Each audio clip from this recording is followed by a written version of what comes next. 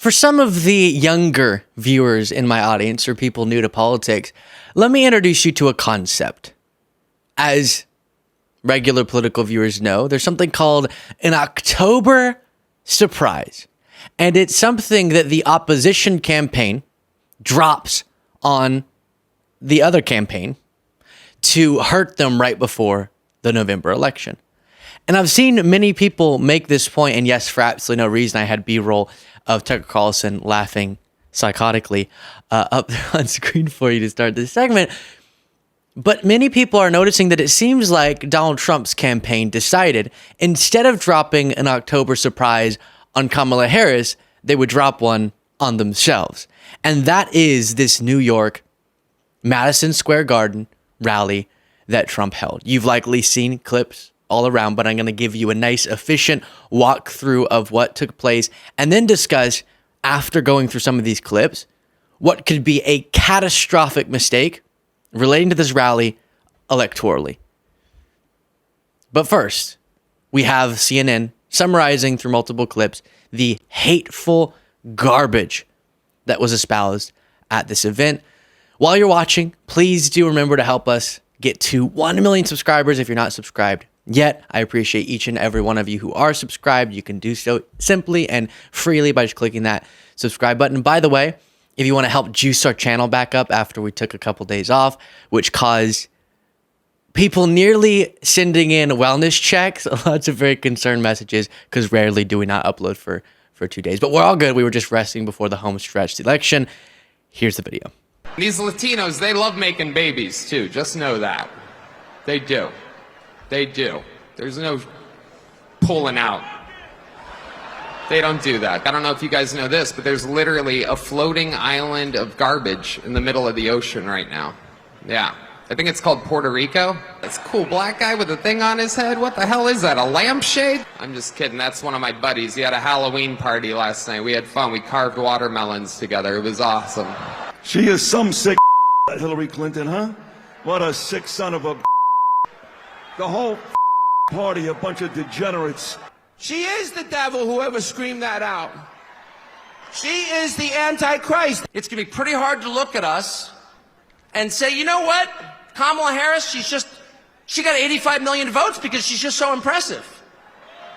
As the first Samoan, Malaysian, low IQ, former California prosecutor ever to be elected president.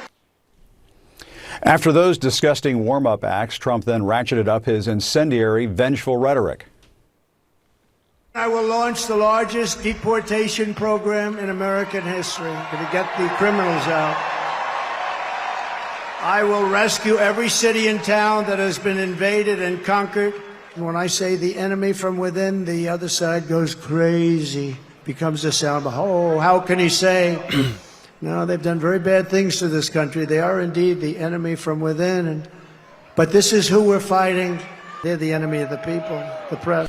So we'll see some of those clips again as we walk through more on this event. But I've said it before. I really don't, because I have people in my family who are voting for Trump, in my extended network of people that I know, friends, maybe. I don't want to assume the worst of why someone supports a political figure, right? It's so easy for us to go, as you heard there, oh, it just is because you're satanic or something. That is the easy way out. That's how we get into our tribal corners and never talk to one another in a sympathetic way. But do you see, MAGA, how you make it really difficult for people not to assume the worst? You insist this is not a movement motivated by hate, and then you hold a rally with some crazy historical connections and espouse one hateful thing after another. I don't have to recap. You just saw what I mean. Is this what you stand for? Is this how you want to be represented? I sure would not want to be. This person who identifies as a comedian, Tony Hinchcliffe, is that his name? And I want to play a little bit more of one of the clips you saw there, because it plays into the fearmongering about our country, our culture, our blood, as Trump has said, being poisoned. Believe it or not, people, I welcome migrants to the United States of America with open arms. And by open arms, I mean like this.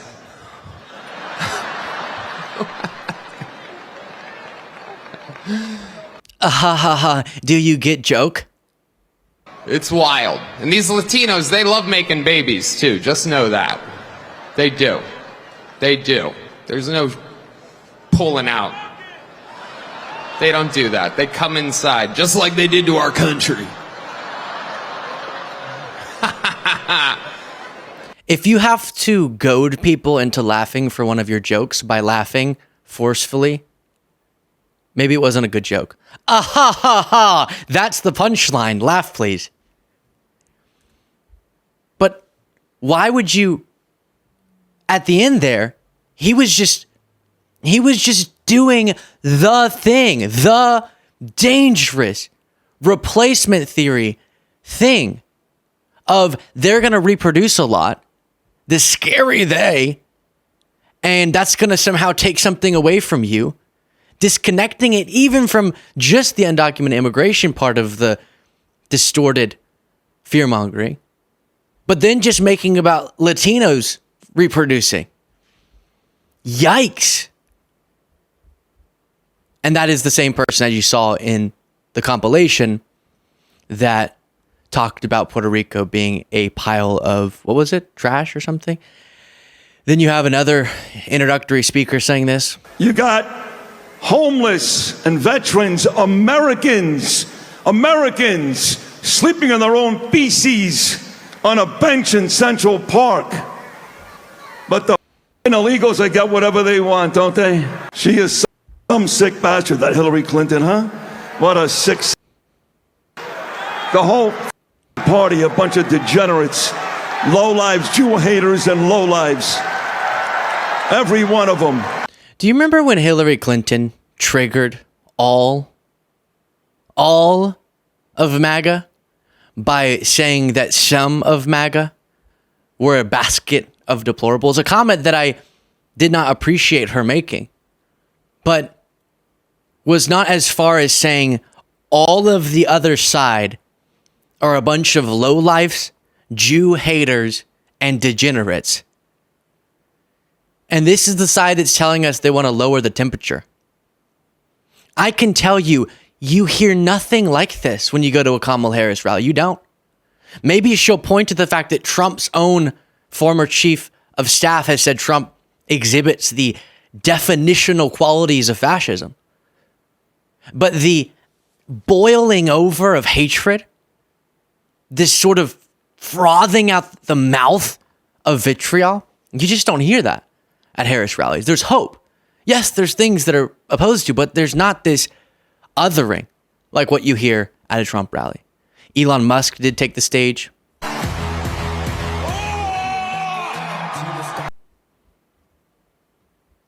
No comment on that one. Then also this. I'm not just MAGA. I'm dark, gothic MAGA. Yeah, we're going to talk about on today's bonus show, which you can get access to by clicking the join button below, Elon Musk's concerning connections and communications. We'll get into that. And how what he's currently doing to help Trump on X. If anyone on the left did that in the interest of Kamala Harris, if an owner of a social media platform overtly did what Elon Musk is doing, MAGA would use it as justification for every single election denialism connected act they've ever done. We're going to accept the election results if Trump wins, because we do respect our democracy. But even though they're not going to respect the results if Kamala Harris wins, really no matter what, if Kamala Harris did the things that MAGA and its allies are doing in preparation for this election, it would be even worse from their side. Just the double standard is striking. Here's Dr. Phil, who told David Pakman, I'm not a political person. I'm not right or left. I just think in my special little Dr. Phil way. I'm not overtly political. And then here he is. That's what's going on. Now, let me tell you what the critics are going to say when they hear me talking about this. They're going to say, well, now, wait a minute. Come on. Isn't Trump a bully? And let me tell you why the answer to that question is no. Because to be a bully, there has to be an imbalance of power. And when there's not, it's just called a debate. And he's just better at it than anybody else. So whenever he was president, if you don't think there was an imbalance of power with the people he was going after, then you're crazy. And in addition, I don't even agree with that logic because I've seen peers in school bully each other. Rudy Giuliani, who should just stop going in front of cameras, said this. Remember New Palestine? Remember New Palestine? When they had the subway derailment? Place was horrible. People are still dying. He went there. I went there. I did my television show from there. It's not a television show. You stream on X, but okay. It took Biden a year to go there because those people are deplorables. No. And you clearly don't care about them because you called it a subway derailment when it wasn't a subway derailment. And you called it New Palestine when it's East Palestine, Ohio. There was a train derailment in East Palestine, Ohio, and Rudy Giuliani calls it a subway derailment in New Palestine, while trying to say that it's Biden who doesn't care about those folks. Goodness gracious. Then you have this. In fact, she is the devil, whoever screamed that out. She is the Antichrist. Kamala Harris is the Antichrist now, according to these folks. And then Eric Trump makes a bold proclamation about his father. New York City! The greatest president we have ever had is right behind us. Let's make some noise for him. The greatest president that we've ever had. What is wrong with people? Oh no. Then you have Hulk Hogan, which if you're not getting your political advice from a Hulk Hogan, what are you doing? You know something, Trump maniacs? I don't see no stinking Nazis in here. I don't see no stinking domestic terrorists in here. The only thing I see in here are a bunch of hard-working men and women that are real Americans, brother. Brother. Real Americans, brother. As opposed to those fake Americans, sister. So it's a really weird defense. I'll just put it this way. It's true. I agree that the people in that room are not Nazis. I mean, there might be like a couple who just came because, but you know, as a general rule, I'm not saying everyone's Nazis. It's just, if you find yourself in front of thousands of people insisting you're not a Nazi, I think something must have gone wrong. I'm not saying that's what this is, but if you feel the need to say it, that is a little weird. A little weird. Trump didn't help the allegations by demonizing the enemy from within and the enemy of the people. One thing I have been, even the enemy, because they are the enemy, what they've said, even that enemy too, and they're really the enemy. They're the enemy of the people, the press. The press are the enemy of the people because they dare to report on Donald Trump's negative characteristics. Then you have this. A massive, vicious, crooked, radical left machine that runs today's Democrat Party. They're just vessels. In fact, they're perfect vessels because they'll never give them a hard time. They'll do whatever they want. I know many of them. It's just this amorphous group of people. But they're smart and they're vicious. And we have to defeat them. And when I say the enemy from within, the other side goes crazy, becomes a sound. Oh, how can he say? No, they've done very bad things to this country. They are indeed the enemy from within. And it is shocking how willing the thousands of people that were there, or it's shocking how willing they are to sit in front of Trump, hear these things, hear all the hateful speakers, and not immediately leave and go, this is not, I don't want to be associated with this. Some of them did leave. People were leaving, as often happens at these rallies. But the fact that a single person was left in there by the end is extremely scary, because one of the things that helps me believe that we're not as lost as a people as it seems often that we are, that Trump would be polling how he is, that there would be a shot that he could win the election at all. The only way I can feel a little bit of peace is going, oh, well, people live really busy lives and there's a lot of messed up media, so people are probably just misinformed, but they're good people who must be just super uninformed, right? And that does make up a lot of people, as I mentioned to you, some that I know. But to sit there and for them to go, this is who we are, they're shouting it, and for the followers to go, we're okay with that. It's not that I don't understand who you are, you're telling me, but I'm okay with it, I guess. I do believe it, and I'm okay with it. It is really scary. So then, last thing before how this could really hurt Trump come November. Often, I think the best thing we can do is call out accurately the harmful, destructive, and dangerous things of movements like MAGA. We have to. And we have to try to defeat them politically. And then also, as I'm grappling with this, I want to be just really mad. I want to scream, but that doesn't do anything. So I'm going to try to do less of that. We'll see how it goes in these final days before the election. But often we have to then just turn around and think, what's our takeaway? Because we can't control the fact that all the followers are there. We can't control what Trump's doing. What's our takeaway? And I think for me, it's a reminder that our movement has to be better. And we have to show people what aggressively politically opposing a bad movement while not descending into the same madness that they're engaged in looks like. So let's not react to that vitriol and demonization with the exact same thing, but instead continue to do as Kamala Harris is doing, calmly, concisely, and correctly articulating what Trump stands for. And hopefully, ultimately, rationality will prevail.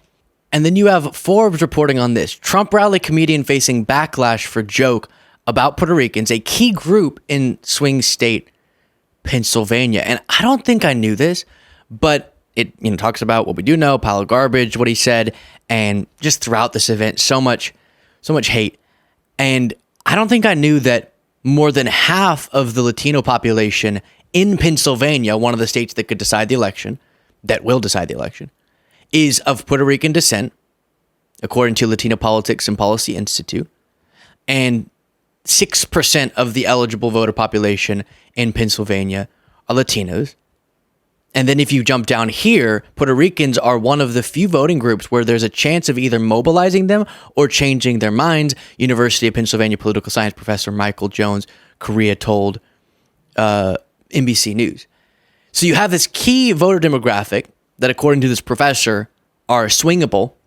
And in the final days before the election, you're putting out someone to not break the news or be the one reason someone would vote, but instead reminding people in a way that's going more viral than almost anything does in an electoral season of the hateful movement that is MAGA. Specifically, the way that they seek so desperately to scapegoat and fearmonger about people, and how hate motivates the movement far more than people should want to associate with. And to do that in such a well-covered way right before, as it pertains to a voter group that could be crucial in Pennsylvania and could actually be a part of what swings the election, is catastrophically bad strategy, I guess you could say. Why people would need this extra reminder, I don't know, but hopefully it does what needs to be done to swing the election. Let me know what you thought in the comments. Support the show by getting that bonus show, like I told you before, and you can get that by clicking the join button below.